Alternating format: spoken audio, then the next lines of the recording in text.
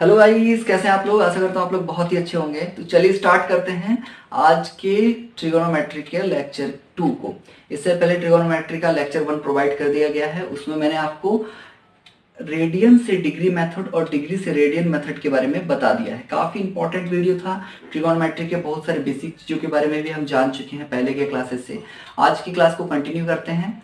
चलिए स्टार्ट करते हैं। इससे पहले एक रिक्वेस्ट है, जिन लोगों ने हमारे चैनल को सब्सक्राइब नहीं किया है सब्सक्राइब कर लीजिए, बेल आइकन को प्रेस कर दीजिए ताकि रेगुलर अपडेट आपको मिलते रहे। तो आज का जो हमारा ट्रिगोनोमेट्री का सेशन है, इसमें हम लोग जानने वाले हैं कि ट्रिगोनोमेट्री में क्या होता है। बेसिकली हमने पिछले सेशन में देखा था कि एंगल्स क्या होते हैं, एंगल्स कैसे बनते हैं। जैसे मैंने आपको बताया कि दो रेखाएं जब प्रतिच्छेद करती है तो उस पर कोण बनता है, ठीक है, एंगल्स बनता है, ठीक है। एंगल का फॉर्मेशन कैसे होता है, कैसे एंगल को 360 पार्ट में डिवाइड कर सकते हैं, सारी चीजों के बारे में मैंने आपको क्लियरली बता दिया है। और उसे रेडियन से डिग्री मेथड और डिग्री से रेडियन मेथड में कैसे कन्वर्ट करते हैं इसके बारे में भी बता दिया है।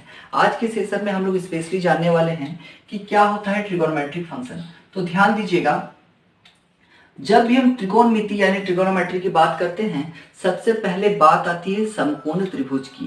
ट्रिगोनोमेट्री के जितने सारे फंक्शंस हैं वो समकोण त्रिभुज के आधार पर ही डील किए जाते हैं।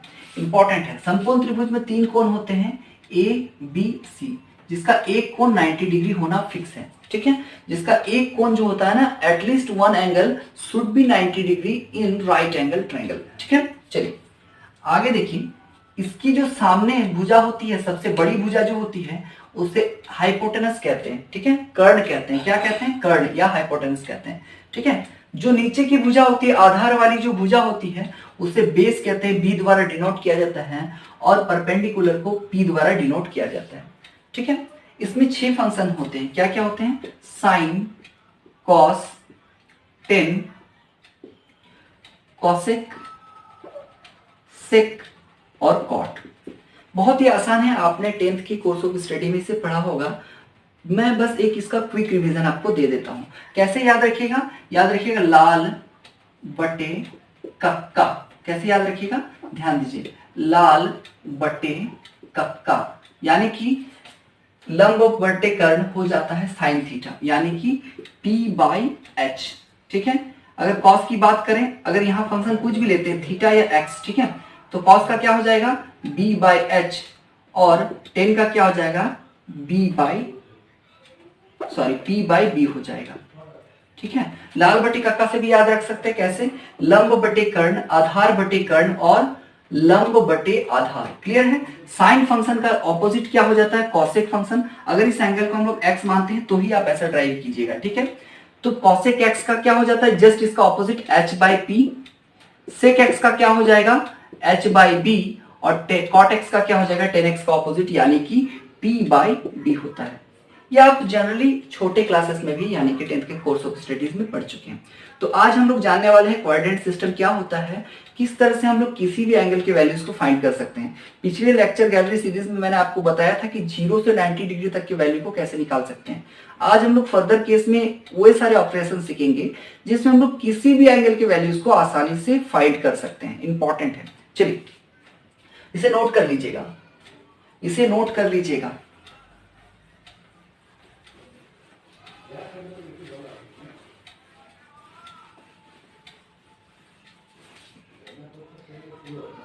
चलिए यहां पे ध्यान दीजिए,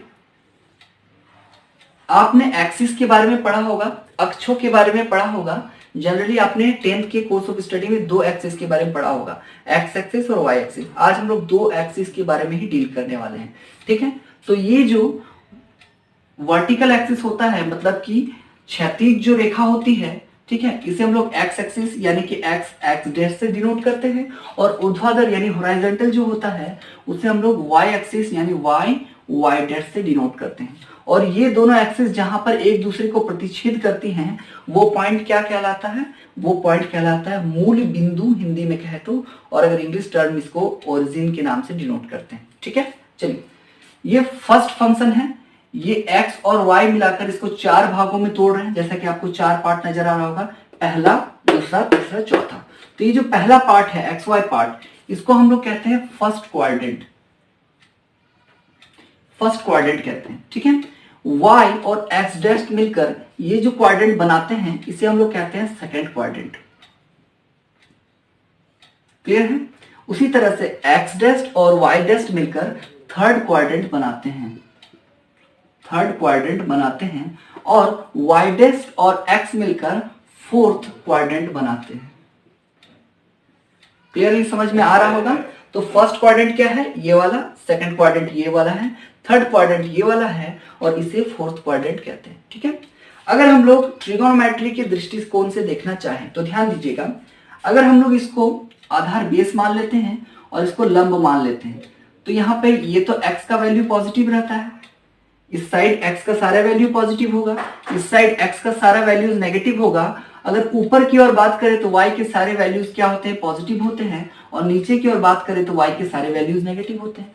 ये तो आपको आसानी से पता होगा इसके बारे में। अब ध्यान दीजिएगा, इंपॉर्टेंट ये है कि अगर हम लोग पॉजिटिव और पॉजिटिव को लेकर कोई भी फंक्शन को देखें, चाहे वो साइन हो, कॉस हो, टेन हो, कॉसेक हो, सेक हो या कॉट हो, सारे फंक्शंस के वैल्यू फर्स्ट क्वाड्रेंट में क्या आएंगे? पॉजिटिव आएंगे, मतलब ऑल पॉजिटिव होता है।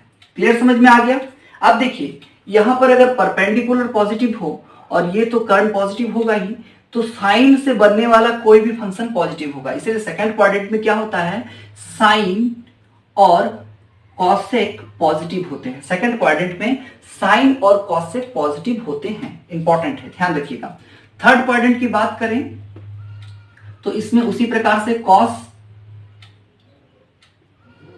इसमें उसी प्रकार से टेन और कॉट पॉजिटिव होंगे। क्लियर समझ में आ रहा है? क्योंकि नेगेटिव नेगेटिव एक दूसरे को कैंसिल कर देगा, और एक को अगर परपेंडिकुलर एक को बेस माने तो टेन और फंक्शन और कॉट फंक्शन ही पॉजिटिव आएगा। ठीक है? और फोर्थ क्वाड्रेंट में कॉस और सेक पॉजिटिव होता है। इंपॉर्टेंट याद रखिएगा। ट्रिक क्या है इसको याद रखने का? याद रखिएगा, ऑल साइन टेन कॉस। बस ये छोटा सा ट्रिक है, इसे याद रख लीजिएगा। All sine tan cos, all sine tan cos. First quadrant में ऑल वैल्यूज पॉजिटिव होंगे, सेकंड क्वाड्रेंट में साइन और कॉसेक पॉजिटिव होंगे, तीसरे क्वाड्रेंट यानी थर्ड क्वाड्रेंट में टेन और कॉट पॉजिटिव होंगे, और फोर्थ क्वाड्रेंट में कॉस और सेक पॉजिटिव होंगे। इंपॉर्टेंट है। देखिए, अगर हम लोग इसको 0 डिग्री लेते हैं तो ठीक इससे 90 डिग्री परपेंडिकुलर ये पड़ता है, तो ये 90 डिग्री हो जाएगा, ये 180 डिग्री हो जाएगा, ये 270 डिग्री हो जाएगा, और वापस एक साइकिल रोटेट करके जब ये फंक्शन यहां आता है तो 360 बन जाता है। अगर हम लोग रेडियन मेथड में मेजर करना चाहें तो कैसे कर सकते हैं? 0 को तो 0 ही कहेंगे, 90 को हम लोग लास्ट क्लास में पढ़ चुके हैं π/2, इसे हम लोग पाई कहेंगे, इसे हम लोग 3π/2 कहेंगे, और इसे हम लोग 0 को 0 या 2π कह सकते हैं। क्लियर? आपको आसानी से समझ में आ गया होगा। अब एक मैं आपको छोटा सा ट्रिक याद रखने बोलता हूं, उसे याद रखिएगा। आप किसी भी एंगल का वैल्यूज निकाल सकते हैं, चाहे वो साइन 1500 डिग्री हो या कॉस 3000 डिग्री हो, बहुत ही आसानी से। क्या है ट्रिक? याद रखिएगा कि 0, 180 और 360 में फंक्शन नो चेंज, फंक्शन में कोई चेंज नहीं होगा। ये फंक्शन नो चेंज क्या है मैं आपको अभी बताऊंगा। ठीक है? और अगर हम लोग 90 और 270 की बात करेंगे तो फंक्शन चेंज हो जाएगा। ठीक है? अब फंक्शन नो चेंज और फंक्शन चेंज क्या होता है अभी इसको मैं समझाता हूं, ध्यान से समझिए आप लोग। ठीक है? फंक्शन नो चेंज, अगर साइन रहेगा, ठीक है, साइन रहेगा और 90 टू 70 डिग्री का आसपास का वैल्यू अगर हम लोग लेंगे तो साइन को कॉस में चेंज कर देंगे और कॉस को साइन में चेंज कर देंगे। क्लियरली समझ में आ रहा है? क्लियरली इसको समझ सकते हैं आप लोग? चलिए, अगर हम लोग इसे आसानी से नोट कर लीजिए। देखिए, अगर हम लोग कॉसेक की बात करते हैं तो वो सेक में चेंज हो जाएगा, सेक भी कॉसेक में चेंज हो जाएगा, और टेन की बात करेंगे तो वो किस में चेंज हो जाएगा? कॉट में चेंज हो जाएगा, और कॉट भी टेन में चेंज हो जाएगा। क्लियरली समझ में आ रहा है? चलिए, अब देखिए सारे वैल्यूज इस तरह से आसानी से निकल जाएंगे। देखिए ध्यान दीजिए, हम लोग अगर फॉर एग्जाम्पल निकालना चाहें साइन 150 डिग्री का वैल्यू, 0 तो 90 डिग्री आपको पता है, 0 से 90 डिग्री आप लोग आसानी से निकाल सकते हैं। साइन 150 कैसे निकालेंगे?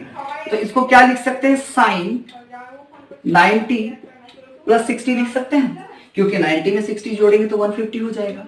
अब ध्यान दीजिए, हम लोग साइन 90 डिग्री प्लस 60 ले रहे हैं, तो 90 यहां पे आ रहा है ना, यहां पर फंक्शन क्या दिख रहा है 90, और 90 में फंक्शन चेंज हो जाता है। देखिए इसमें फंक्शन 90 टू 70 फंक्शन चेंज हो जाता है, इसलिए 90 किस में चेंज हो जाएगा, यहां पर साइन का फंक्शन चेंज होकर कॉस का फंक्शन बन जाएगा।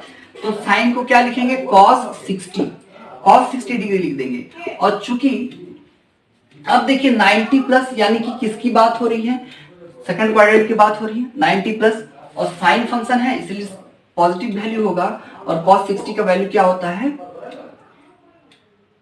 1/2। क्लियरली समझ में आ रहा है। तो साइन 150 डिग्री का वैल्यू कितना आ जाएगा 1/2। क्या करते हैं, साइन को 90 प्लस 60 लिख सकते हैं, और साइन को 90 प्लस 60 लिखकर cos 60 लिखते हैं, क्योंकि यहाँ पर 90 आ रहा है, 90 में फंक्शन चेंज हो जाता है, और cos 60 को हम लोग जानते हैं cos 60 का वैल्यू 1/2 होता है। अब ध्यान दीजिए 90 प्लस की बात हो रही है, तो 90 प्लस मतलब सेकंड क्वाड्रेंट, साइन और cosec पॉजिटिव होता है, इसलिए साइन का वैल्यू हम लोग लिए थे यहाँ पे, इसलिए पॉजिटिव साइन आ गया है। क्लियरली आपको समझ में आ रहा है। चलिए फर्दर और कुछ वैल्यूज लेते हैं, उनकी डेरिवेशन को मतलब एंगल को निकालने को सीखते हैं, कैसे उसको हम लोग एंगल के वैल्यूज को डिराइव करते हैं। चलिए आगे देखिए कुछ और एग्जांपल लेते हैं। अगर आपसे पूछ दिया जाए कि tan 135 डिग्री का वैल्यू क्या होता है, sec 330 डिग्री का वैल्यू क्या होता है, साइन 1500 डिग्री का वैल्यू क्या होता है। चलिए कैसे निकालेंगे, किसी भी एंगल के वैल्यूज को कैसे निकालते हैं, कैसे फाइंड करते हैं। तो हम लोग डिग्री मेथड में निकाल सकते हैं, फर्दर उसको हम लोग रेडियन मेथड में भी चेंज कर सकते हैं, आपको आसानी से कन्वर्जन आता है। चलिए आगे देखिए, अगर साइन tan 135 की बात करते हैं तो उसको हम लोग क्या लिख सकते हैं, पहले क्वेश्चन को tan 135 डिग्री दिया गया है, और tan 135 को tan 90 प्लस 45 लिख सकते हैं। क्लियरली समझ में आ रहा है। tan 135 को 90 प्लस 45, और हम लोग जानते हैं कि यहाँ पे 90 प्लस है इसलिए फंक्शन चेंज हो जाएगा, 10 किस में बदल जाएगा, कॉट में बदल जाएगा, कॉट 45 हो जाएगा। क्लियरली समझ में आ रहा होगा। अब इस कॉट 45 का वैल्यू क्या होता है, तो कहिएगा सर 1 होता है, कॉट 45 का 1 वैल्यू होता है। अब ये वैल्यू नेगेटिव होगा या पॉजिटिव होगा, तो ध्यान दीजिए tan 90 प्लस की बात हो रही है, तो 90 प्लस यानी कि सेकंड क्वाड्रेंट, और सेकंड क्वाड्रेंट में साइन और कॉसेक का वैल्यू पॉजिटिव होता है, पर यहाँ पे स्टार्ट किससे हुआ, 10 से स्टार्ट हुआ है, इसलिए यहाँ वैल्यू नेगेटिव हो जाएगा। क्लियरली समझ में आ गया। चलिए दूसरा ध्यान दीजिए, बात हो रही है सेक 330 डिग्री यानी 330 डिग्री की, तो इसको क्या लिख सकते हैं, सेक 360 माइनस 30 डिग्री लिख सकते हैं। क्लियरली, क्योंकि 360 से 30 माइनस करेंगे तो 330 आ जाएगा। क्लियरली है। चलिए आगे देखिए, और हम जानते हैं कि 360 यानी कि 360 की बात हो रही है तो फंक्शन नो चेंज हो जाएगा, इसलिए सेक को सेक ही लिख देंगे, सेक 30। क्लियर। और सेक 30 का वैल्यू कितना होता है, कॉस 30 का ऑपोजिट, तो 2/√3। अब ये वैल्यू नेगेटिव होगा या पॉजिटिव होगा, तो ध्यान दीजिए 360 माइनस, तो 360 माइनस मतलब फोर्थ क्वाड्रेंट, 360 से नीचे फोर्थ क्वाड्रेंट पड़ रहा है, और फोर्थ क्वाड्रेंट में हम जानते हैं कि कॉस और सेक का वैल्यू पॉजिटिव होता है, यहां सेक से स्टार्ट हुआ इसलिए पॉजिटिव ही इसका आंसर हो जाएगा। क्लियर, समझ में आ रहा है। चलिए इसको नोट कर लीजिए, इसको नोट कर लीजिए।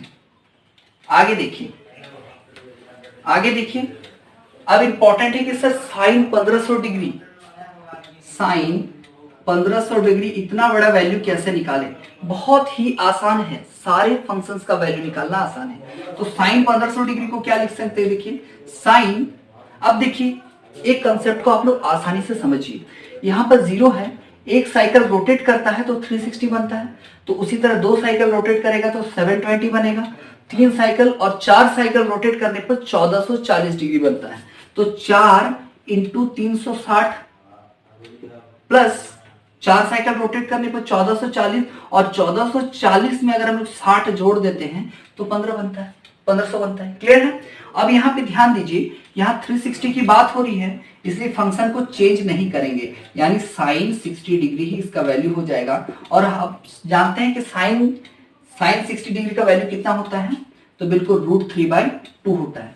और इसका वैल्यू पॉजिटिव होगा या नेगेटिव होगा, तो ध्यान दीजिए 360 प्लस की बात हो रही है, यानी कि 360 प्लस ऊपर का और फर्स्ट क्वाड्रेंट में ऑल पॉजिटिव होता है, इसलिए ये वैल्यू भी पॉजिटिव ही होगा। √3/2 ही इसका आंसर आएगा।